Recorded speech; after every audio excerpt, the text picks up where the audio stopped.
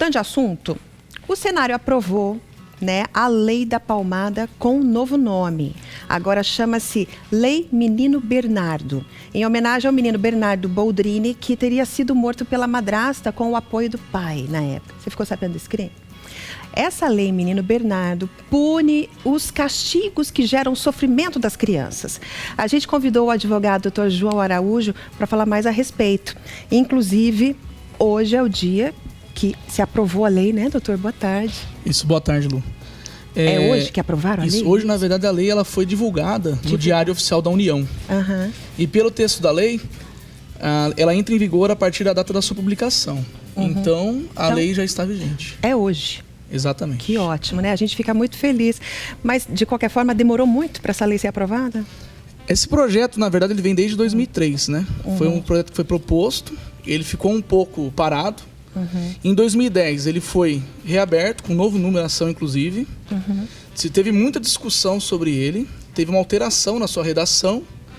E agora, a partir do mês de maio, nós tivemos a aprovação da Câmara, depois do Senado. E agora houve a sanção presidencial. E o que essa lei prevê? Essa lei, na verdade, ela foi muito polêmica. Por que foi polêmica? O primeiro texto dela, ela tentou fazer uma coisa que a legislação ainda não... A UECA ainda não tinha feito. Porque desde sempre o ECA ele já prevê a proibição em relação à questão de agressão física, a constrangimento. Todo esse tipo de situação já é vedado pelo nosso ordenamento jurídico. Tá? Pois é, gente. E o que acontece? A legislação nova, e quando o primeiro texto que foi feito, ela tentou trazer alguns termos, na verdade, para definir o que seria agressão. Ela deu exemplos como a palmada, o beliscão, os xingamentos, né? Então ela começou a colocar esse tipo de situação como sendo uma situação que causa o constrangimento físico à criança. Certo. E quando surgiu a palavra palmada no texto legal, isso gerou uma grande discussão, inclusive deu o primeiro nome da lei, que deu Lei da Palmada. Exatamente. A discussão, principalmente aos pais, a algumas religiões, enfim, eu acho que cabe cada pai saber a forma correta de corrigir o seu filho. O que eu acredito que essa lei vem a colocar às claras é a questão da tortura com a criança, daquela punição severa. Seria isso? Exatamente. Aí o que acontece, na verdade? E esse texto, quando foi até a aprovação, agora em torno de 2010, 2011, houve uma rediscussão sobre a sua redação. E a redação teve uma alteração. Então acredita-se, tem muitos juristas já dizendo isso, que ela, na prática, ela não altera a legislação da forma... Ela inclui alguns artigos novos. Só que ela não altera já a ideia que a lei já tinha. Que a lei desde sempre, desde que existe o ECA, nós já temos essas vedações, né? Mas, doutor João, deixa eu te perguntar. Por exemplo, a criança que é agredida, a criança ela pode denunciar o pai? Isso é válido perante a lei? Isso, na verdade, qualquer pessoa pode fazer uma denúncia, certo? Mas o que acontece?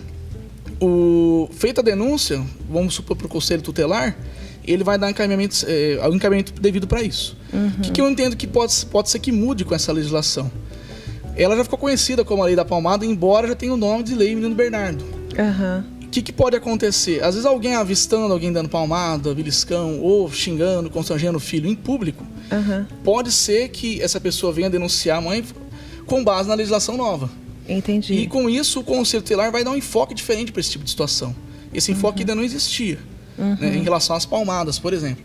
O que sempre existiu, isso, sem dúvida, é a questão de maus tratos, castigo físico que gera uma lesão, que vem a lesionar de fato a integridade física da criança. Então essa palmadinha, essa batidinha não entra na lei? No texto legal não tem a palavra palmada. Tá? Ela diz em relação a castigos físicos, tá? Que gerem dor ou lesão à criança ou adolescente. Dor, lesão... Exatamente. Esses são os termos que a própria legislação nova está utilizando. Entendi. O que acontece em relação à palmadinha? Não dá para dizer que você pode dar uma palmadinha no teu filho e não acontecer nada, certo? Isso depende muito da interpretação da lei. O texto ele é muito subjetivo, a análise dele. Ele não traz objetivamente. Inclusive, quando surgiu a palavra palmada no texto, foi essa palavra que gerou a discussão a princípio. E a punição para quem faz isso?